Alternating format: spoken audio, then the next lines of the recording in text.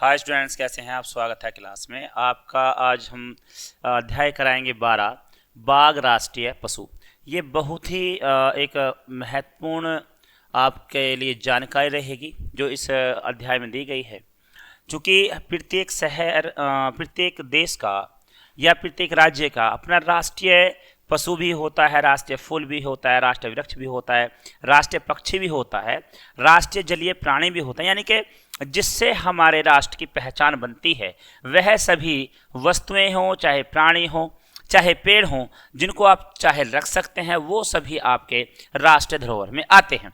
तो ठीक वैसे ही यहाँ पर जो आपको मिल रहा है अध्याय नंबर 12 से बाघ राष्ट्रीय पशु। तो ये राष्ट्रीय पशु की अगर हम यहाँ बात कर रहे हैं तो कहने का तात्पर्य ये है कि यहाँ पर अब जब राष्ट्र की बात की जाए तो अब यहाँ पशुओं में बात करते हैं तो हमारे देश का राष्ट्रीय पशु कौन सा है, अर्थात हमारे देश का ऐसा पशु कौन सा है जिससे ये जाना जाता है यह जाकर के भारत में मिलता है और भारत में इसकी प्रजाति सबसे ज़्यादा पाई जाती हैं। ठीक है, तो यहाँ पर राष्ट्र की धरोहर मान लिया गया है इस पशु को, है ना। अब ये पशु कौन सा है इसके बारे में आप पढ़ेंगे, जानेंगे। तो ये है आपका बाघ है। अब बाघ को अगर आप देखते हैं तो ये शेर है, बाघ है, चीता है, ये होते एक ही वंशज के हैं, एक ही परिवार के होते हैं। फैलिस नाम का इनका वंशज होता है और इनकी जातियां अलग अलग हो जाती हैं। ठीक है, बिल्ली को भी इनके परिवार का माना गया है क्योंकि फैलिस में ही उसको रखा गया। तो ये जैसे जिस तरह से होमोसैपियंस होमो होता है, वंशज होता है मनुष्य का, और उसमें औरों को भी रखा गया। ठीक वैसे यहाँ पर क्या है, तो यहाँ पर बिल्ली है, चीता है, शेर है और बाघ है, ये एक ही परिवार के, लेकिन इनकी जो आकृति है या इनकी जो बनावट है थोड़ा अलग अलग हो जाती है, भिन्न भिन्न हो जाती है। ठीक है, तो इस बात को ध्यान में रखते हुए हम पढ़ते हैं आगे और बढ़ते हैं और जानते हैं राष्ट्रीय पशु के बारे में। ठीक है, सारांश पढ़ेंगे। अन्य देशों की भांति हमारे देश के भी राष्ट्रीय पशु पक्षी हैं। देखिएगा, इसका मतलब यह है कि पूरे विश्व में जितने भी देश हैं सभी ने अपने राष्ट्रीय पशु, राष्ट्रीय पक्षियों को माना है। तो यहाँ पर ये कहता है अन्य देशों की भांति हमारे देश के भी राष्ट्रीय पशु पक्षी हैं। हमारा राष्ट्रीय पशु बाघ है। आइए इसके बारे में विस्तार से जानें। तो अब होता क्या है, यहाँ पर हमारा राष्ट्रीय पशु बाघ है। अब जिस तरह से और देशों के पास में राष्ट्रीय पशु भी हैं और राष्ट्रीय पक्षी भी हैं, राष्ट्रीय फूल भी हैं, राष्ट्रीय वृक्ष भी हैं, ठीक वैसा ही हमारे देश का भी अपना राष्ट्रीय पशु है। और राष्ट्रीय पशु कौन सा है प्यारे बच्चों? राष्ट्रीय पशु है प्यारे बच्चों हमारा बाघ होता है। ठीक है, इसको साफ कर लेंगे, ज़्यादा थोड़ा कंफ्यूज कर रहा है वरना। अब देखिएगा, ये आपका पशु है यहाँ पर बाघ है। आइए इसके बारे में विस्तार से जानें। ठीक है, अब विस्तार से क्या जानेंगे कि इसके बारे में कि ये कैसा होता है, कहाँ पाया जाता है, इसको भारत में क्या माना जाता है। ठीक है, हमारे देश का नाम भारतवर्ष है। अब अगर हम अपने देश के नाम की बात करते हैं तो हमारे देश को बहुत सारे नामों से जाना जाता है, लेकिन अगर आप बात करते हैं कि मूल तरह से तो हमारे देश को हिंदी में भारत कहा जाता है और इंग्लिश में इंडिया कहा जाता है। इसके अन्य नामों की भी बात करते हैं तो अन्य नाम इसके रहेंगे हिंदुस्तान है। ठीक है, आर्यव्रत रहा, हिंदुस्तान रहा, आर्यव्रत रहा।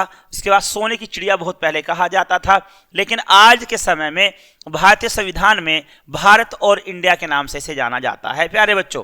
ठीक है, अब कहते हैं हमारे देश का नाम भारतवर्ष है। इसके अपने कुछ राष्ट्रीय प्रतीक हैं, यानी कि राष्ट्रीय प्रतीक का मतलब होता है पहचान से होता है कि अपनी राष्ट्रीय पहचान होती है, जिनमें हमारे देश की पहचान बनती है या जिनसे हमारे देश की पहचान बनती है, जिनसे हमारे देश की क्या बनती है, पहचान बनती है। ठीक है, जिस प्रकार पक्षियों में मोर। अब देखिएगा यहां पर पशुओं में किसको मान लिया है, बाघ को मान लिया है। ठीक है, बाघ आपका ये खड़ा है यहां पर देखिएगा, और आपने देखा भी होगा, आप इसे कहेंगे चीता है। ठीक है, तो यहां किसको मान लिया, बाघ को मान लिया है। ठीक है, उसी तरह पक्षी आपको अलग अलग दिखाई देते हैं। कहीं आप सियार देखेंगे, कहीं आप तोता देखेंगे, कबूतर देखेंगे, मैना देखेंगे, बहुत सारी चिड़ियाएं देखेंगे। आपको अलग अलग तरह की बत्तख यहाँ पर मिल जाएंगी। यहाँ बहुत कुछ मिलता है, लेकिन यहाँ पर जो देखने के लिए मिलता है तो आपको मोर मिलता है। मोर उत्तर प्रदेश में, आपका राजस्थान में, बिहार में, इसके अलावा साउथ इंडिया में काफ़ी तादाद में पाया जाता है। इसलिए भारतीय पक्षी के तौर पर मोर को माना गया है। मोर को राष्ट्र पक्षी के रूप में स्वीकार किया गया है। तो प्यारे बच्चों यहाँ पर देखेगा दो बातें आती हैं। पहला पशु आपका बाघ होता है, दूसरी बात पक्षी, तो पक्षी आपका मोर होता है प्यारे बच्चों। ठीक है, इसके बाद में आगे बढ़ जाएंगे। ये लीजिएगा, इसे थोड़ा आगे बढ़ाते हैं। हाँ जी हाँ प्यारे बच्चों, अब कहते हैं बाघ अत्यंत पराक्रमी तथा फुर्तीला पशु है। अब ये पशु है कैसा? पराक्रमी, यानी कि ये बहुत बड़ा हमलावर है। ये सेकंडों में हमला करता है और इतनी तीव्र गति से करता है कि सामने वाला समझ में नहीं पाता कि वो अपना बचाव करे कैसे। ठीक है, दूसरा फुर्तीला तो है ही है, क्योंकि जब पराक्रमी है ये सोचता नहीं है, एकदम से वार करता है।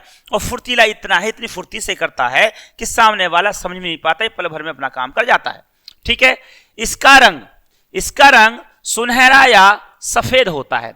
सुनहरा मतलब सोने के जैसा, ठीक है, मटियाला है, सोने के जैसा होता है। देखिएगा ये कलर है, अब आपको एक कलर दिखाई दे रहा है। ठीक है, यहां पर आपको सफेद भी दिखाई दे रहा है, कुछ जगह सफेद भी है और कुछ काला भी है, ये रहा। तो ये काला भी होता है, सुनहरा भी होता है, सफेद भी होता है, हल्का पीला भी दिखाई देने लगता है कई बार। तो इसमें बहुत सारे कलर इस समय जुड़े होते हैं। ठीक है, लेकिन महत्वपूर्ण जो कलर यहां पर माना गया है वो कौन सा है? सुनहरा या सफेद होता है। इसके शरीर पर मोटी मोटी काली धारियां बनी होती हैं। जी हाँ, अब देखेगा यहां पर मोटी मोटी काली काली धारियां भी यहां पर बनी हुई हैं, सफेद धारियां बनी हुई हैं। यहां पर इस पे ये माने कि जैसे इसको डिजाइन किया गया हो अच्छे से, किसमें? सोने जैसी परत से और काले जैसे परत से, दोनों को मिला करके तीन कलर यहाँ पर दिखाई देते हैं। यहाँ आपको सोना दिखाई दे रहा है, काला भी दिखाई दे रहा है और सफेद भी दिखाई दे रहा है। तो यह तीन तरह के कलर से इसकी सुंदरता अधिक हो जाती है और बढ़ जाती है। जो इसकी सुंदरता को बढ़ाती है, यह वनों में निवास करता है। जी हाँ, ये जो पशु है ये पालतू पशु बिल्कुल भी नहीं है, ये आपका वनों में रहता है, जंगलों में रहता है। ठीक है, और सामान्य जंगल में नहीं रहता है। ऐसे जंगलों में रहते हैं बहुत बड़े विशाल जंगल होते हैं जिन्हें हम वन कहते हैं। ठीक है, ये वनों में पाया जाता है। ठीक, इसके बाद में यह मांसाहारी पशु है। मांसाहारी मतलब यह मांस खाता है, ये साग सब्जी नहीं खाता, ये जो है दाल वगैरह नहीं खाता, अर्थात ये सर्वाहारी नहीं है, ना ये शाकाहारी है। ठीक है, सर्वाहारी, शाकाहारी और मांसाहारी में क्या अंतर होता है? मांसाहारी वो होते हैं जो केवल और केवल मांस खाते हैं, मीट खाते हैं। ठीक है, शाकाहारी वो होते हैं जो केवल साग सब्जियां खाते हैं, और सर्वाहारी वो होते हैं जो मांस मछली भी खाते हैं और साग सब्जी भी खाते हैं। जो दोनों चीज खाता हो वो सर्वाहारी होता है। जैसे मनुष्य है, मनुष्य यानी कि हम मनुष्य हैं, तो हमें सर्वाहारी में रखा गया है। जो आपका गाय है, भैंस है, बिल्ली नहीं सॉरी बकरी है, ठीक है, तो इनको किस में रखा गया? आपका सर्वाहारी में रखा गया। ठीक है, क्योंकि वो जो है आपके उस शाकाहारी में रखा गया, वो सब्जी खाते हैं। जबकि भालू है, बिल्ली है, मनुष्य, इसे सर्वाहारी में रखा गया। यह अत्यंत तेज दौड़ता है। जी हाँ प्यारे बच्चों, इसकी स्पीड बहुत तेज होती है। यह 60 किलोमीटर प्रति घंटे की रफ्तार से भी अधिक दौड़ जाता है।